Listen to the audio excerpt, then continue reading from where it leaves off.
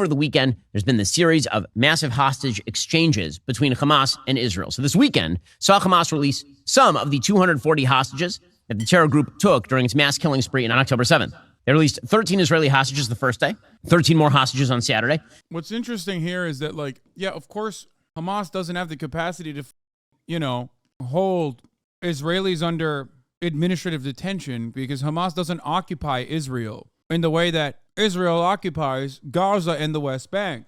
It's just so stupid to be like, it seems like you're making a false equivalence between babies and actual criminal terrorist babies. Under the current break-in operations, Hamas was set to release 50 total hostages. The deal could be extended by 1 day for every 10 more hostages released. So why did the deal happen in the first place? Well, on Israel's side, the reason is pretty obvious. Israel values the life of its citizens in a way that Hamas simply does not. In fact, Israel is willing to put its own soldiers at additional risk in order to achieve the return of civilians. And by the way, even in order to protect Palestinian civilians, many of whom participated in the October 7th attacks.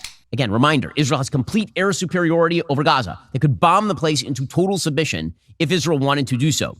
So for Israel, the deal was painful but clear. Try to get out as many hostages as possible, even if Hamas would be temporarily strengthened. Meanwhile, what is Hamas looking for? Well, they're looking for a breather. Hamas has been absolutely pummeled. Its leadership class has been largely eliminated. Its operations in northern Gaza have been devastated. That's really crazy that he's saying that because, contrary to what Israel and everyone else thought was going to happen, almost all the hostages came from northern Gaza, which literally destroys any concept, any idea that Israel's occupation and siege this time around was a successful military operation. I guess they didn't kill enough school children. I guess they didn't shoot enough schools. Is that what happened? If they'd blown up another mosque or another school, I promise, bro, we would have dealt the final blow to Hamas. Because look at this. According to footage broadcast by Al Jazeera, Hamas handed over some of the hostages to the Red Cross in Gaza City. In Gaza City! They were then handed over to the IDF in central Gaza and taken into Israel. The footage may indicate that the hostages were being held in Gaza City that the IDF has not yet reached. That's insane, brother. This is what I said. I said, I don't know how anyone considers this IDF siege to be anything but an abject military failure. After their indiscriminate bombing campaign and subsequent shutdown of northern Gaza, Hamas is still seemingly operating out of the north. Weren't they under al-Shifa or all the UNRWA schools? What happened? Yeah, that square itself was claimed to be controlled by Israel at this point. That's insane. The entirety of northern Gaza has supposedly been shut off. Wait, what the fuck? Ben isn't Israeli, but he says Hamas with a K. Hamas as if he speaks Hebrew. I mean, I'm sure he does, but also remember, he is the biggest dick rider. I mean, he LARPs. He LARPs as a fucking Likudnik. He LARPs as a bibist, bro. If you listen to him, he literally sounds like a dude living in Tel Aviv that is just ripping the fucking hostage posters because he thinks that it's hurting Benjamin Netanyahu's political chances. He's insane. Hamas wants a few benefits from the temporary ceasefire. First, a break to regroup, possibly plan new operations. Second, more fuel to enhance the possibility of their survival. And this is the most important one. They want time to try to convince the world that Israel ought to leave them intact, that Israel's campaign against Hamas ought to stop. Again, that last point is the most crucial. Hamas wants the rest of the world to buy the narrative that Hamas is, in fact, a reasonable actor, or as we have said, the left-wing notion that Hamas, Israel, they're no different, underneath, all the same. It's just... Yeah, Hamas is it? Yeah, it is. Not a reasonable actor, a rational one. Yes, they are.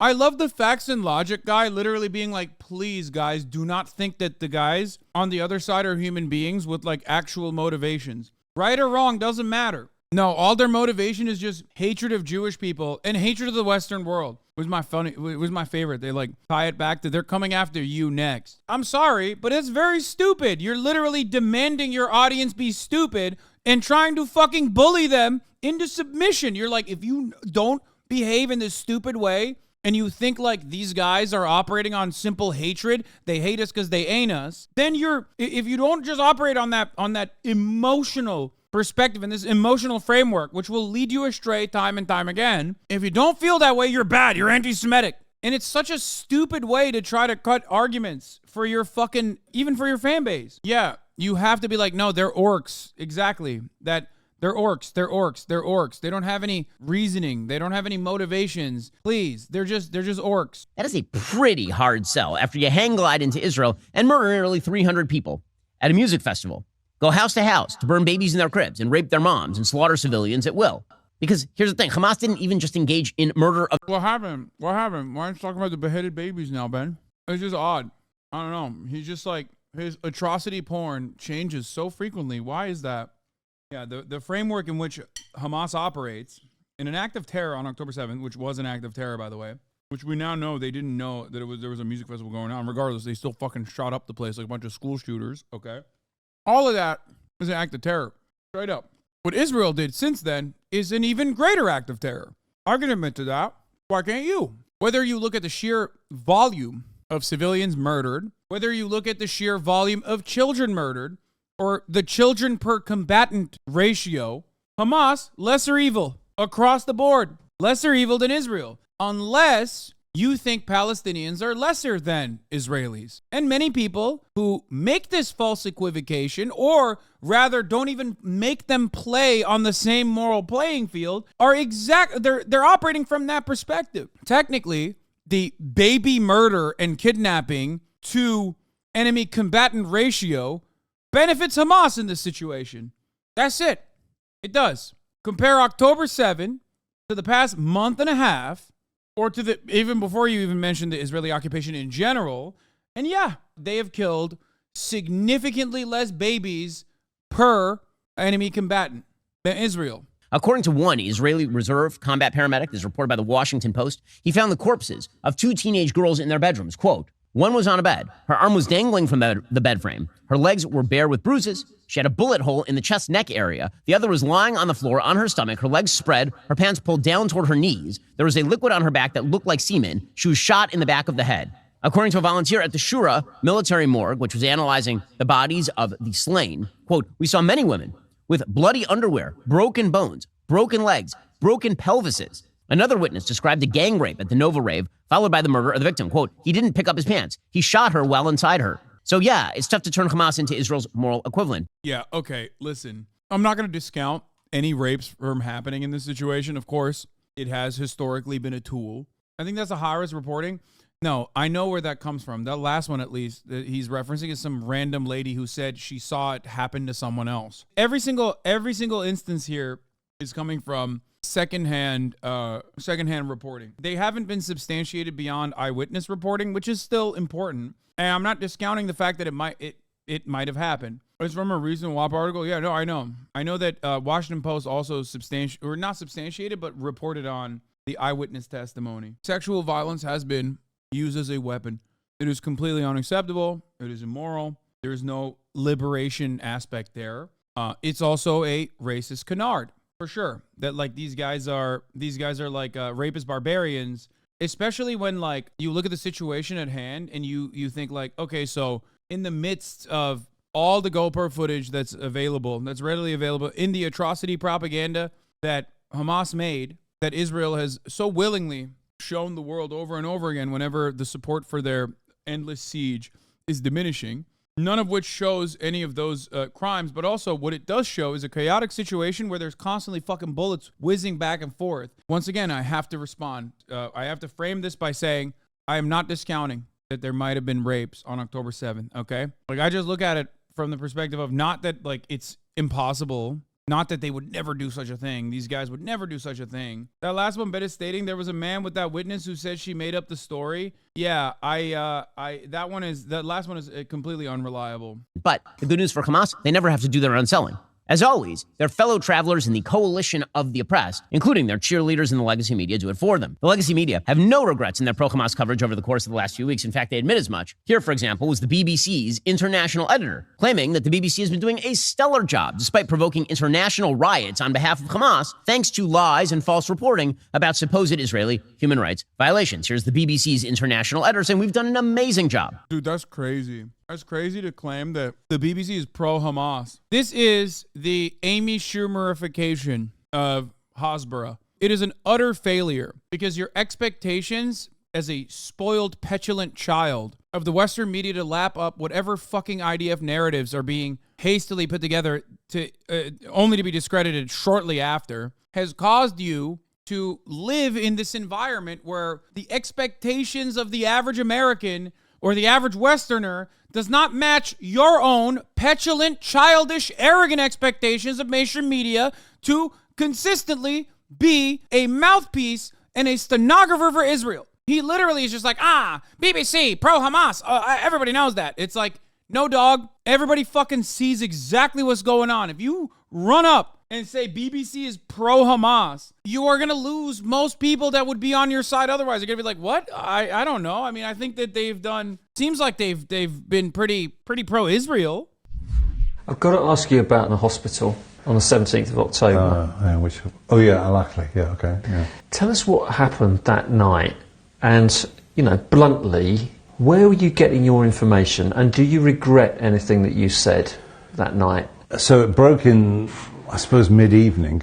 And to answer your question, no, I don't regret one thing. This is so fucking disgusting, dude. The fact that, regardless of whether or not it was a literal fucking Islamic Jihad rocket or not, the fact that people are bullying Western journalists who literally uncritically report on everything the IDF says as though it's the God's honest truth. The fact that they are doing that right now and being like, wow, it's crazy. Do you stand by your coverage that you thought the 6001st bomb also was from Israel, especially because Israel had bombed that specific hospital before, 2 days before? The doctors had been threatened by Israeli forces, that Israel kept subsequently bombing other hospitals immediately after that. Do you apologize for thinking, yeah, this 6001st bomb is also from Israel?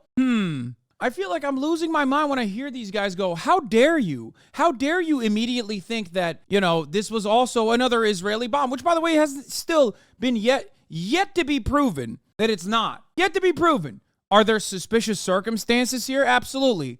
Obviously, the impact of the crater, suspicious. Doesn't favor an Israeli missile strike at all. As soon as I saw the crater, I told you the same thing. Are there other suspicious circumstances here, like the Palestinian authorities not showing fragments of the missile? Yeah, that's incredibly suspicious. They have done this in the past where they showed fragments of a missile to prove that it was absolutely an Israeli missile. There is no circumstance in which there will not be a fragment. It doesn't happen. However, having said all of this, it does not matter. The assumption that this was yet another Israeli airstrike is so fucking valid. And anyone who tries to tell you that it wasn't, that you're wrong for making this assumption, that you're anti-Semitic for making this assumption, is psychotic. You're the most insane person on the planet, dude. Yeah, the fact that they said, like, salt upon the water, the missile is disintegrated. Yeah, exactly. It's 100%. It favors the suspicious ways in which they have retaliated. That is not how they've retaliated in the past, when it 100% objectively is an Israeli rocket. Makes this situation come across like the fact that this could be a rocket misfire. I said this on the first day. Problem is, the idea that this was used for a week or multiple weeks on end and still talked about to this day when Israel's blown up other fucking hospitals, it blows my mind. Like, what are we doing here? Like, every single fucking Palestinian that Israel has killed, okay? Thousands of them, tens of thousands of them at this point. If this was an actual misfire, if this was an Islamic Jihad misfire, 100%, okay? Let's say it is. That's the only time it's not allowed? Only Israel gets to kill Palestinians? Like, what is the argument here? Meanwhile, they're like, Al-Shifa is a fucking Hamas base. It's a Hamas base. It's a Hamas base. It's a Hamas base. Over and over again. Then they're like, yeah, I guess they sealed the doors before they left months ago. Okay, so why did you fucking strike the hospital over and over again, asshole? Why? But you said that building had been flattened. Oh yeah, well I got that wrong because I was looking at the pictures and what I could see was a square that appeared to be flaming on all sides, and there was a sort of a void in the middle, and it was, I think it was... I hate this. I hate that they're bullying this dude who is literally like pro-Israel in his coverage. I've seen his coverage. His coverage is 100% pro-Israel for the most part. But also, dog, ask yourself why we didn't have immediate on-the-ground reporting. Ask yourself why the BBC does not have immediate on-the-ground reporting. Ask yourself why the Associated Press doesn't operate outside of fucking Gaza. Ask yourself that question, you dumb fuck. Maybe it has everything to do with Israel refusing to let foreign press in or personally targeting them, personally killing them by half 100 at this point. 50 of them have been fucking assassinated by Israel. We're halfway to a 100. We're closer to 100 than we are to fucking 0 at this point. Damn, I can't believe that, like, perfectly accurate information does not come from the ground, because the occupying force that is a belligerent occupier that is indiscriminately blowing up the entire fucking strip has rendered any kind of media from coming out. Impossible. They've made it impossible to fucking actually cover and report what's going on the fucking ground. The media aren't backing down from their... Fuck you, Ben. Fuck you. It is so... I said this on the BBC when I went on the BBC. I said this exact same thing. I said, you should have not apologized at all for your reporting on the matter. It is fucking ridiculous that people are trying to gaslight you into saying that you're in the fucking wrong for assuming that the 6,001st bomb was also going to be fucking Israel, when the real reason why you can't have immediate information on the ground in real time is quite literally because of Israel. The fuck do you mean? They shut off the communication. They shut off the access. They kill fucking journalists regularly. They've bombed all these fucking hospitals, including the one that they claim they didn't bomb this time. This time it wasn't us. And then people go, wow, I can't believe you didn't report on it immediately with the assumption that it certainly wasn't Israel after it was Israel over and over again. Why the fuck would anybody think that it's not Israel? What are you, fucking nuts? One LBC reporter, again, British reporter, asked an Israeli spokesperson whether the unevenness of the exchange, remember, here is the exchange. Israel is supposed to get back 50 of its own hostages, and they're releasing 150 terrorists. So that's a 3-to-1 ratio of Israel releasing 3 terrorists for every innocent Israeli. Bro, this is so funny because there's literally minors, like a ton of minors that they're releasing. So he's saying like minor terrorists. If Ben Shapiro had like a thick Israeli accent, he would literally be saying at this point, baby terrorist, 13-year-old baby terror. Baby Hamas babies are responsible for so much baby terror. Asked the Israeli spokesperson whether that exchange rate represented Israel's disregard for Palestinian life because it was a 3-for-1 rate. I was speaking to a hostage negotiator this morning. He made the comparison between the 50 hostages that Hamas has promised to release, as opposed to the 150 prisoners that are Palestinians that Israel has said that it will release. And he made the comparison between the numbers and the fact that, does Israel not think that Palestinian lives are valued as highly as Israeli lives? That is an astonishing accusation. If we could release... That's so funny because it's true. It literally is. The reality is, the reasons as to why Palestinians are detained is so fucking frivolous and stupid that, yeah, they don't give a shit about releasing them. Especially when they can, like, unironically turn around and arrest them again. Yes, the idea that, like, the fucking dude in the apartheid ethno-state has this look of, the humanity, the audacity of you sitting at Westminster to tell me that I have a supremacist attitude when I've spent the last fucking month and a half giving you live contextualizations of like untold amounts of violence that I've subjected these fucking people to. How dare you say that I'm racist is so stupid. Look at how fucking Ben's stupid, racist, arrogant ass face is on this too. God, I hate that. That's the thing I hate so much about this whole process, is that like I feel so vindicated, but also at the same time, this conflict is like turned some of these fucking dumbass liberals into like extra stupid, extra racist, Islamophobic pieces of shit. It feels like I'm back in fucking 2014. You know? People just straight up went, do I question my fucking implicit biases? Nah, it's everyone else that's wrong. Islam is a fucking dangerous ideology. We are one step removed from motherfuckers in my DMs being like, you are a jihadi. Go back to your Haji country, you Haji fuck. Except we're not even one step removed from that. People are saying that. Look at any of my fucking replies. My sea of replies on Twitter is just straight up like people that have to be like 48 years old. Like the insults that they're utilizing is like stuff from a bygone era. To be honest, it's a stupid question. What's the counter? That it should be an equal trade just to maintain a sense of equality? No, I agree. I think that it is a stupid question. It's a stupid gotcha. Like, who gives a shit, dog? There are plenty more people that they can release too. So it's good. It's good that they are fucking racist. Really, it is outrageous to suggest that the fact that we are willing to release prisoners who are convicted of terrorism offenses, more of them than we are getting our own innocent children back, somehow suggests that we don't care about Palestinian lives. Really, that's a disgusting accusation. He's like, it's a disgusting accusation. We, of course, don't care about Palestinian lives, obviously. Like, how else could we have gotten 10,000 prisoners so quickly? How else could we have doubled up on the number of people that we have since October 7th? How could we have done that? You can't do that if you genuinely care and have, like, actual fucking laws surrounding detainment.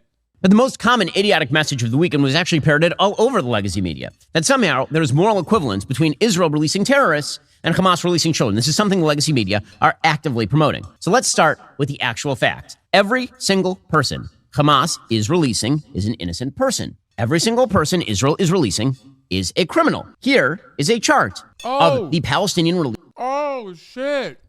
Dude, I didn't think about it that way. Wait, I love when they put stones in there, too, by the way.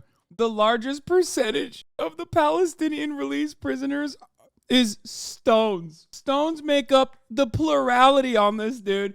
Terrorist attempt is the second largest. Oh, my heart. I'm dying. Stabbing attack, shooting attack, other violences, terrorist contact. Terrorist contact is 11. Oh my God. Other violence is 6.4. Other 11.7%. This is the best. Thank you, Ben. Thank you for releasing this. Thank you for putting this pie chart. This is the absolute worst pie chart I've ever fucking seen in my entire life. This is so demonstrably, like, I don't even need to get into the whole, like, Israel is an occupation, an illegal belligerent occupier, and these people don't actually get to see the same legal recourse that is necessary for there to be a lawful conviction here. It's a violation of international human rights to do this to children and do this to any enemy combatant, even, as a matter of fact. But then the pie chart is so bad that it's like terrorist contact. Wow, that's crazy. I feel like this brings up more questions than answers for any average person that doesn't fully understand what's going on here, that isn't completely fucking lapping up Islamophobic propaganda. Other violences and other.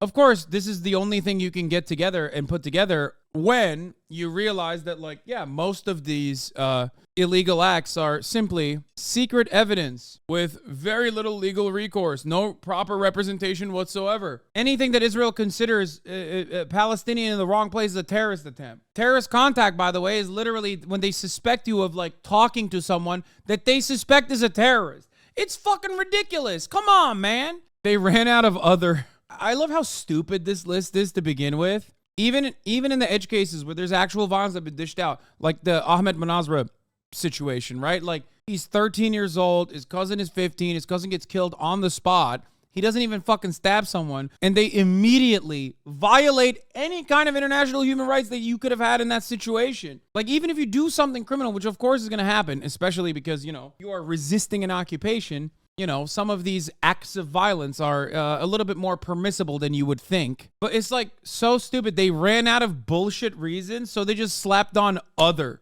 Like, just put, like, I don't know, hit me with a stick, hurt my fucking feelings, I don't know, anti-Semitic conspiracy. That they had to put other twice. And yes, some of these people in this list are not even fucking convicted. And the ones who are convicted oftentimes are convicted in a military court. 100% conviction rate. Get the fuck out of here.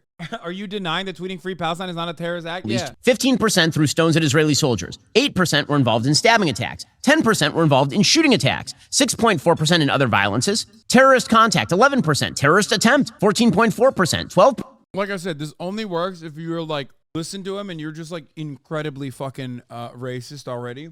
So you go, yeah, that's, whoa, stone attacks. That's unacceptable. I'm so glad that those terrorist scumbag 13-year-olds are fucking put in permajail. I love that. Thank you. Here's the video of some of these terrorists who were released, what they actually did. Here's one woman. Okay, she was released. She's an innocent woman, right? An innocent woman being held hostage by Israel. Except for she actively stabs this police officer. Watch the tape. For the record, one, understand something here. It doesn't matter if you agree with the crime or not. If you don't have due process and it's a belligerent occupying force that arrests you and unlawfully detains you, that's it. That's a kidnapping. Like, it doesn't matter what your perspective is. Like, it doesn't matter how hard you think she deserved it. Like, it doesn't matter. If you are existing under a belligerent occupation and the occupying force arrests you without serious due process, that's a state-sponsored kidnapping. I said, there's no other way to look at the situation. Oh, they were police. She's literally allowed to do that. Oh, no, for sure. Remember what I told you guys that, like, of course, if Hamas on October 7th only killed military people, they would still react the same way. Who do you think has the power to exercise force here? The funniest thing is this might even be a PA cop. Is it an Israeli cop or is it a Palestinian Authority officer? The reason why all of these are considered cases are considered acts of terror is because any kind of violent resistance that you are totally legally fucking allowed to do against a belligerent occupier is considered terrorism. That's it. She goes after him with a knife. Here's another woman. She's carrying a knife above her head. This is literally not even one of the people that they're releasing. This fucking idiot. Here's another one. Went and fucking found a compilation. These aren't even the fucking people that they're releasing, you donkey. Fuck you. This is Ahmad Tamim. Here's another. This is the video of the fucking Ahmad Manazra. This is the video of the fucking dude that I've been talking about. The 13-year-old. He's not even being released. This is like the black crime update that Breitbart used to do. Yeah, fun fact. Ben Shapiro used to work at Breitbart at that time when they had a black crime tab specifically. Out of all of the ones that they released, 8 of the 39 Palestinian prisoners released on Hamas deal on Saturday were convicted of attempted murder. 8 out of the 39. Most of them were minors. And it's all literally shit like this, like a stabbing attack against a cop or whatever. Another Palestinian woman prisoner is released, Sharuk Dwayat, 26, who in 2015 stabbed a 35-year-old Israeli, wounding him moderately. The man managed to cock his handgun and shot Dwayat, wounding her seriously. She was sentenced to 16 years in prison. That's crazy. Why did the guy have a gun? What's happening here? Isn't it so strange that all of these really violent, scary really violent, scary criminal scumbag terrorists are all like 16-year-old girls with scissors against a fucking 35-year-old man with a weapon? That's so odd. Also, the guy was a settler who tried to take off her hijab. Yeah, that's the other part of it, but I'm not even getting into that aspect of the conversation where like half of the fucking individuals that we're talking about have a different story than just, you know, these are bloodthirsty monsters. They fucking live literally under an occupation, man. It doesn't take that much to figure out that like half of these fucking people are being unjustifiably prosecuted. How innocent were the people who were released? Well, the released prisoners themselves immediately donned Hamas headgear. Again, they literally put on the Hamas. Yeah, dude, suck my dick, okay? Yeah. Guess what, dude? They get to do that. Straight up, I'll say it. Don't give a fuck. They get to do that. You want to know why? Because the Israeli government is unjustifiably holding them under permanent detention, oftentimes for no fucking real reason. And yeah, Hamas's actions are responsible for them being fucking released, even though they don't even don the Hamas headgear, by the way. He's talking about the keffiyeh, okay? He's saying they were he most likely talking about the keffiyeh. Maybe one of them was like, oh, I love Hamas now. And like maybe wore the green headband or some shit. If you care so much about how Palestinians govern themselves, perhaps you should stop pushing them directly into the hands of Hamas.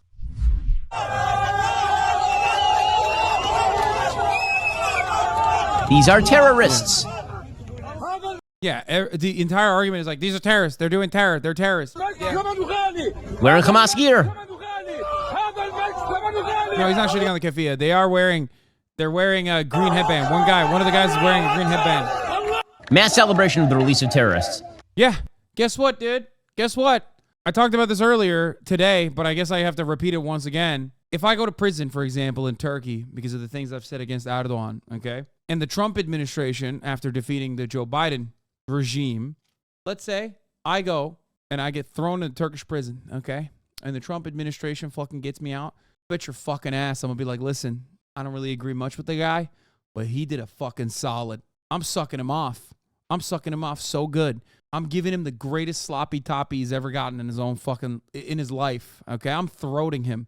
I'm the throat goat. Do you understand? Why the fuck would I ever turn around and be like, oh yeah, I shouldn't celebrate the guys that fucking got me out of permanent prison where I was subjected to torturous conditions. Yeah, I'm blowing bubbles on that Trump dick. If he gets me out of fucking Turkish prison, I'm blowing bubbles on that shit. I'm giving him the Nancy Reagan. The fuck out of here, dude. Tone policing motherfuckers that have been released from perma jail. Here's one of the persons who was released calling for more Jewish blood.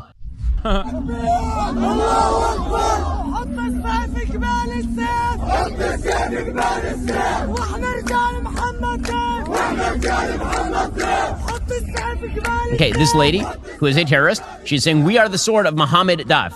He is the military leader of Hamas. Wait, what? I don't know what she said. This lady, who is a terrorist.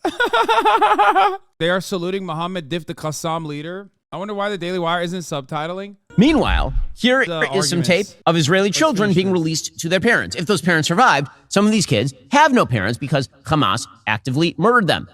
Exactly the same. Exact moral equivalence, according to the media. Exactly the same. This is, cycle of violence and all of that. No, these kids are innocent because they're kids. Kids are innocent because they're kids. Doesn't matter what part of the occupation that they're in. Same goes for the 13-year-old kid that you're fucking viciously considering to be a terrorist. When a 13-year-old grabs a pair of scissors and tries to fucking stab someone in the goddamn throat, you don't ask the question like, well, what kind of a terrorist is this? How long do we fucking permajail this person? You ask the question, where have we gone wrong as a society that a 13-year-old is behaving this way? Of course, I guess Ben doesn't give a shit about that because, libertarian and all.